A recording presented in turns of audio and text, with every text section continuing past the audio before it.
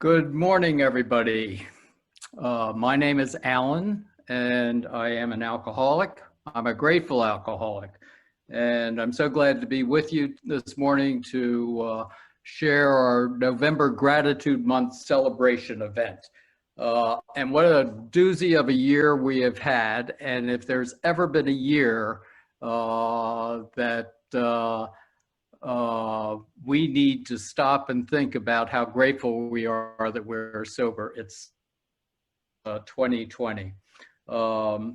Let's open this meeting with a moment of silence, focus on gratitude, and then have the serenity prayer. So a moment of silence.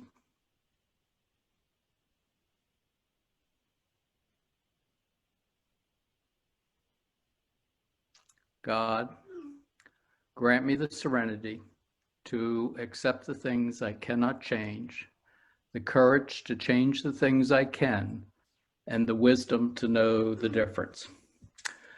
So you can see that today's format is different from normal Zoom meetings. This is a webinar, and on a webinar, the only people that whose video shows are the panelists. And so everybody is muted. We can't see you. You can see us. We can't see you. So you can sit in your comfortable spot. You can enjoy your morning coffee. You can dunk your donuts, and you don't need to be concerned about anybody watching. Let me introduce our speaker today. We have Michael M. From Brunswick, Maryland. Michael is out of Area 29. He is the past Area Archives Chair, and he is our host presenter today. You know, Mike's love of history has enabled him to create today's event. You know, when we first heard Michael's presentation, we just knew that we had to bring this to the body to share. It was so impactful. You know, I think it's important to keep in mind that we're talking about the 4 founding moments in AA, and whether we are face-to-face or we are in digital format, the message that was created 85 years ago is still the message that we carry today. And that's what we're grateful for. So that's enough out of me. I am so excited to introduce Michael M. As our presenter today. So Mike, you know, please take it away. Hi, everybody. I'm Mike. I'm an alcoholic.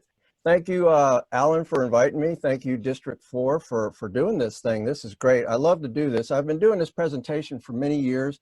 I've done it for groups large and small, digitally and in person. And I don't care if it's 10 people or 800 people, it doesn't matter. I love doing it.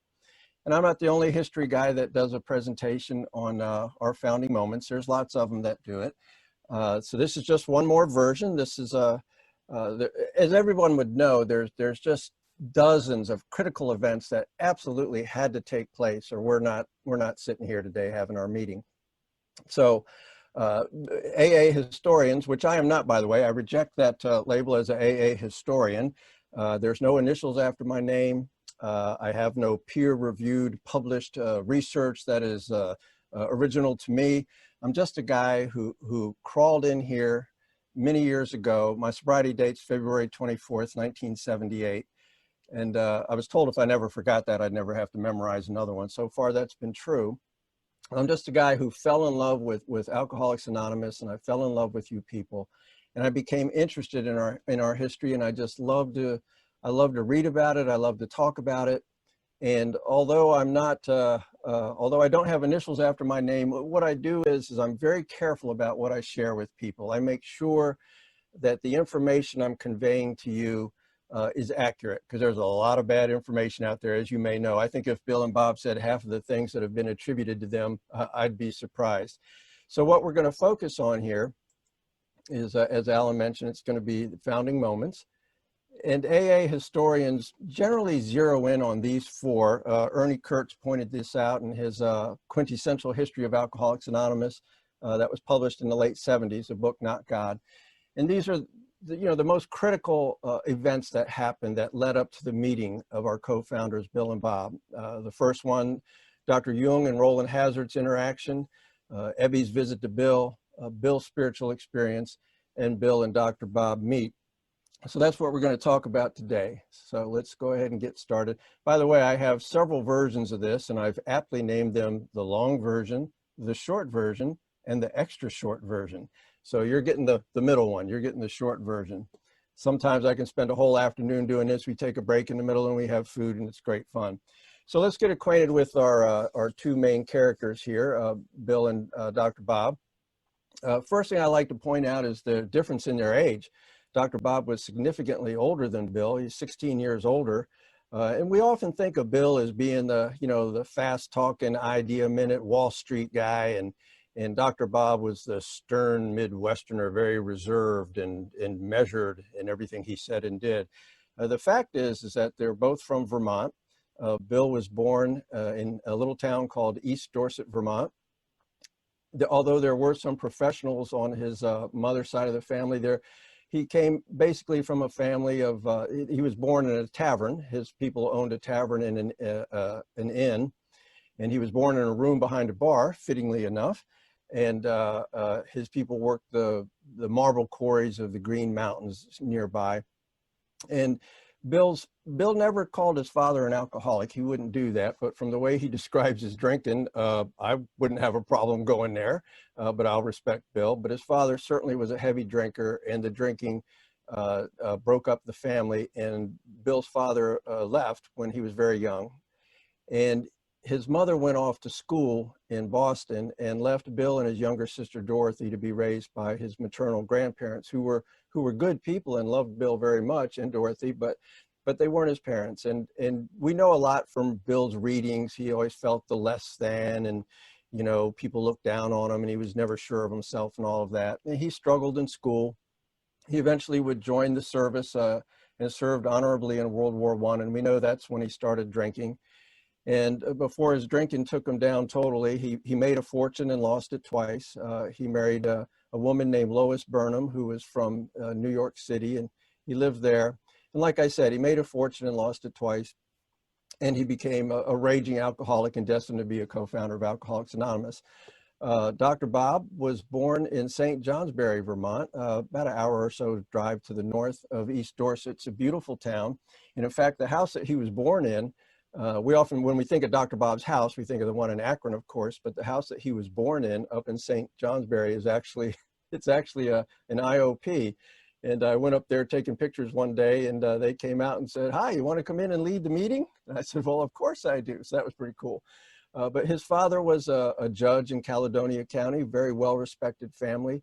He had a much older foster sister that we don't know much about, except that he was fond of her, but she was so much older than him that she was basically out of the house when he was growing up. So he was like an only child. We know from reading his story that his mother was very strict, and they were very religious, and Dr. Bob hated it. He couldn't stand it. And we also know from his story that he vowed as soon as he was out from under parental supervision, he would never darken the doors of another church. And that's a vow he kept for 40 years, by the way. Both men were very, very active outdoors people. They loved the outdoors. Not that this means anything, but they were both well over 6 feet tall and had blue eyes. Dr. Bob was an excellent swimmer. He was a lifeguard during the summers, and in Dr. Bob and the Good Old Timers, it tells us he saved a girl's life at one point. They don't really elaborate. He went on to college and medical school where he struggled, and his drinking started to pick up. But he eventually did graduate, and he opened up a practice in Akron, Ohio. He married a wonderful woman named Ann, who's considered the mother of Alcoholics Anonymous, and we'll talk about them later. So that's just a thumbnail sketch of our two principal characters here. So founding moment number one, the interaction between the good Dr. Carl Jung and a really bad drunk named Roland Hazard. And by the way, I was at a history thing once and I said Jung instead of Jung, and they corrected me, and I thought, boy, these people are humorless. I said, Jung, Young, what's the difference? They said, it's Jung. So I've never made that mistake since. So what we're going to talk about is that interaction. In the big book, Roland is that certain businessman. Just a thumbnail sketch of these two. Roland was born in Peacedale, Rhode Island in 1881. He was born into a family of wealth and power, politics. He was a Yale graduate. He served honorably in World War I, and he was a raging alcoholic. And Dr. Jung, we don't need to talk too much about. Most people know who he is. His father was a clergyman, as were 8 of his uncles. That'll be important in a minute. And he's just one of these iconic figures in modern psychology. And it's often reported that Roland first tried to see Freud, but Freud was busy, and so he had to settle for Dr. Jung. That is absolutely not true. There is zero evidence to back that up. Some people who really are researchers and do have initials after their name did some really good work hunting that one down. And there's absolutely no evidence that Roland ever tried to see Freud first. And we'll explain why that's a kind of a wow thing later. So we're all familiar. He was under Dr. Jung's care for, we're told in the big book, approximately a year in the early 30s.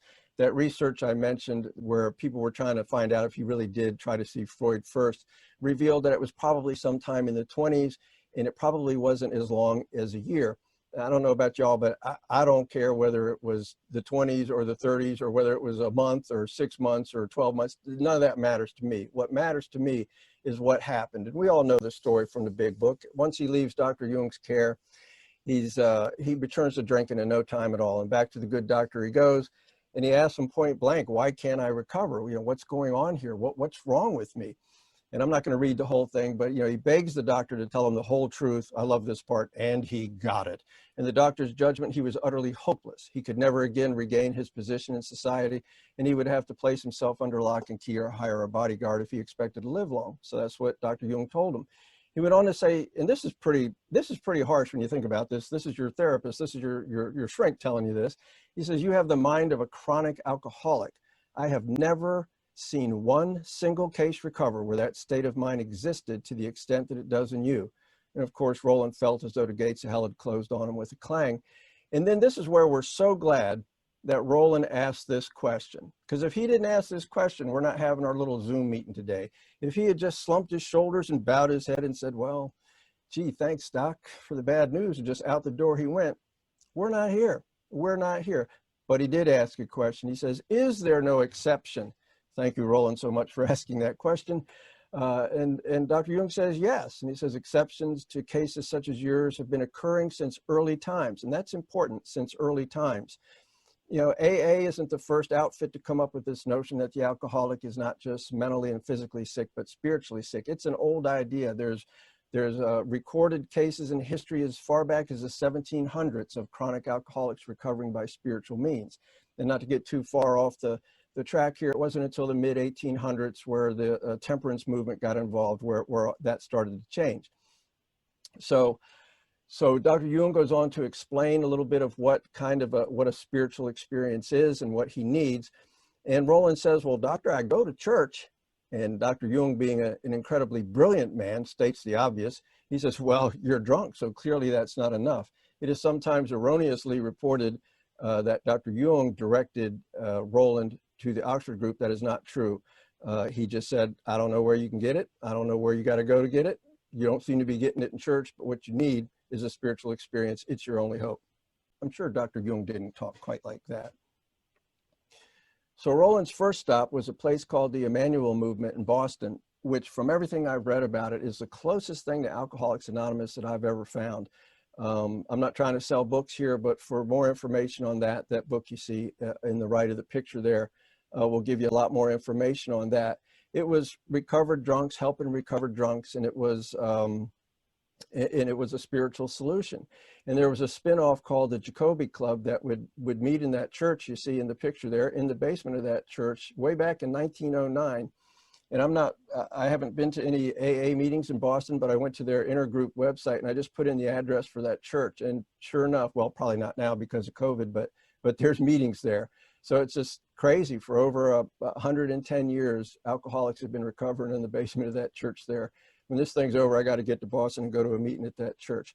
So, but the problem with the Emmanuel movement was it just wasn't big enough. It was very local. It was in Boston. It just wasn't growing. It wasn't spreading. And and Roland spent a lot of time in New York City. So he wound up attending meetings of an outfit called the Oxford Group, which was a worldwide evangelical group started by a man named Frank Buchman.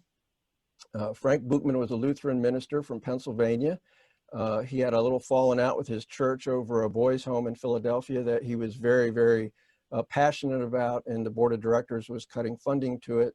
Anyway, off he goes to Europe with this big resentment, and he goes to this thing called the Keswick Convention, and this would be in about 1908 or 1909. And he heard a talk by a woman named Jessie Penn Lewis called The Power of the Cross. And he literally had a spiritual experience right there in the hall. He knew he had to forgive those directors, and he wrote them all letters. And he had a vision to, he felt that the world was spiritually sick, not something I disagree with, and that, you know, what we needed to do was convert everybody. Dude thought big, didn't he? One of the best descriptions of the Oxford Group can be found in William White's book called Slaying the Dragon, where he simply says the central idea of the Oxford Group was that the problems of the world could be healed through a movement of personal spiritual change. So that pretty much is it in a nutshell. So he was in China about 10 years later in 1918 doing some work there, and he ran into a young Episcopal minister named Sam Shoemaker, who was considerably younger than him. And Sam was just a wonderful guy. He was from Baltimore, and he plays a part in our story, as does Frank. My interest in the Oxford Group is only in as much as how it affected the birth of Alcoholics Anonymous.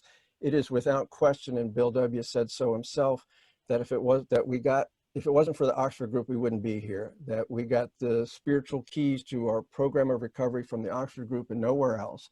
And he especially credits Sam Shoemaker. He would later write that he felt bad about omitting Frank Buchman, but he didn't have a relationship with Frank, but he did have a relationship with Sam Shoemaker. It's also important to understand that we had to split from them. If we did not split from them, Alcoholics Anonymous would not exist today. So I am not one that is totally enamored with the Oxford Group and wants to be like those Oxford Group meetings were back in the old days. In Dr. Bob and the Good Old Timers and in Pass It On, they really outlined very, very clearly why we had to split from them. You could do a whole workshop on that, but we're not here to do that, so I'm just letting you know about it. So this is where Frank and Sam met in China, and Sam was trying to start some YMCAs over there, and his church was kind of giving him the blues a little bit about why he wasn't doing better. So what better person to run into than Frank Buchman, which he did. And some people say that that was the founding of the Oxford Group. Like I said, I am not an expert on the Oxford Group. So if they want to call Sam a co-founder and make the date 1918, that's fine with me. They went through several name changes. They weren't the Oxford Group at first. They were originally called the First Century Christian Fellowship. Between 28 and 31, they would become known as the Oxford Group. And the Oxford Group had actually no affiliation with Oxford University. Part of Frank's strategy was to see if he could convert the world's future leaders as well. He was after the rich and powerful, not because he didn't care about poor, hungry people, but he thought he could cast a wider net. This was just part of a strategy. And he smartly thought, well, you know, let's get to the future leaders too. So he set up Oxford, First Century Christian Fellowship meetings on these Ivy League campuses.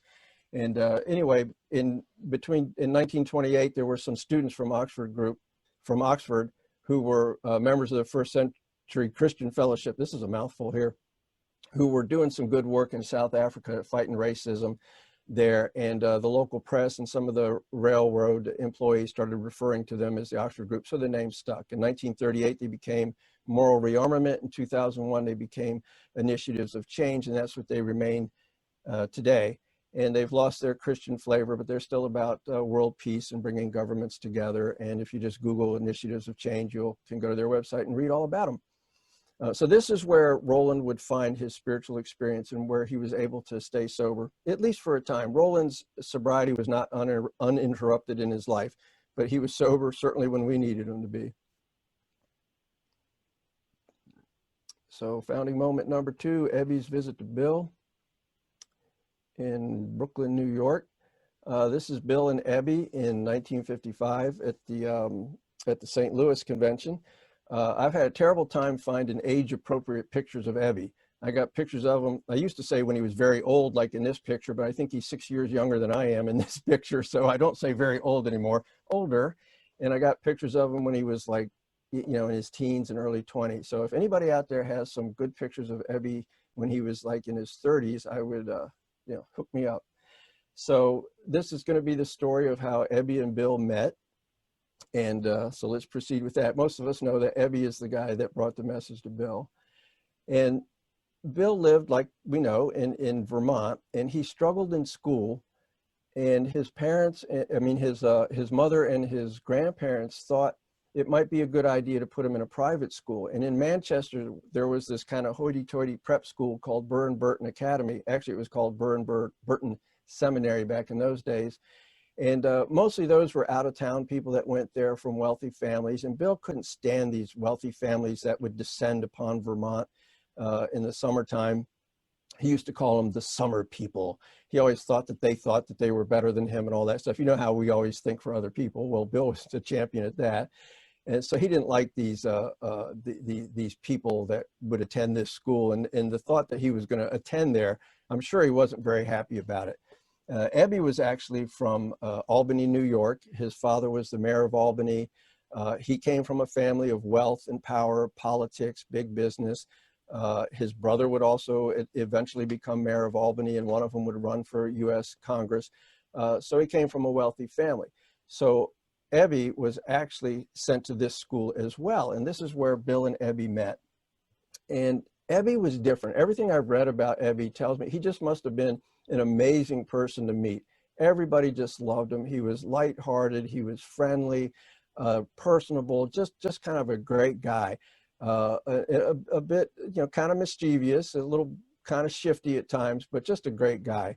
And Bill and Ebby hit it off. Ebby wasn't like those other rich kids from out of town. Bill and Ebby hit it off. They really liked each other, and they both loved baseball, so neither one of them could be that bad, right? And they played baseball together for 1 year. And then they went their separate ways. The stories of Bill and Ebby's friendship and drinking escapades together are a little exaggerated, but the fact is they were friends. They thought they liked each other very much, and they definitely got some stories to tell. So this is where Bill and Ebby met. Ebby would go back to Albany, and Bill would go on to attend some college and eventually join the service, where he started drinking. And I'm not sure where along the line Ebby started drinking. Neither one of them were drinking in high school when they met. Ebby became just a raging alcoholic, as did Bill. So this is where they met.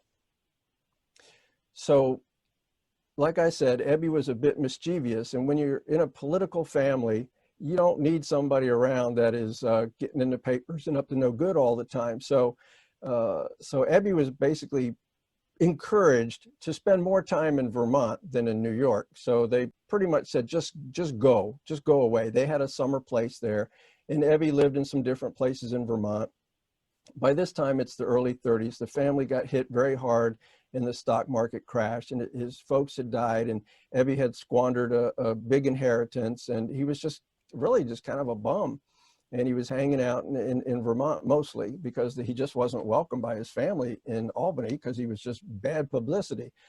So in Vermont, they have this thing, it's sort of well, maybe they still do, I don't know if they do or not, but they used to have this thing where 3 strikes and you're out, basically. If you have 3 alcohol-related offenses, you're going to get locked up. You're going to go to the nut house or the jailhouse for at least 6 months. You're going somewhere. You're going to get locked up.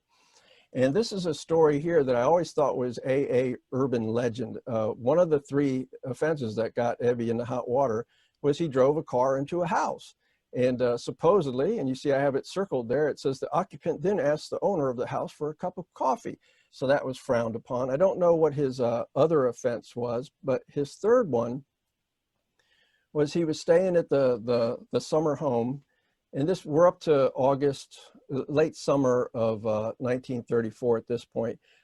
He's staying at the summer home, and he decides it needs some painting. And apparently you can't paint without drinking. I don't know if there's any painters on the call here. You can tell me if that's true or not. I know there's a lot of painters in AA, so maybe it is true. So he's getting good and drunk while he's doing some painting, and then it starts to rain, and he's not happy about that. And then some birds come by, and they do what birds do and mess up his nice paint job. And his keen alcoholic mind led him to go into the house, grab a shotgun, come back outside, and start blasting the bejeebers out of these birds. But essentially, he's just shooting up his house. The recoil from the shotgun put him on his butt in the wet grass and the leaves.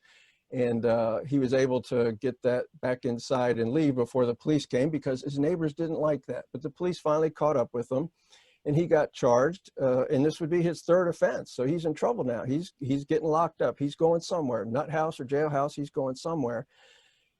It was pretty much a foregone conclusion that where he was going to wind up was a place called the Brattleboro Asylum.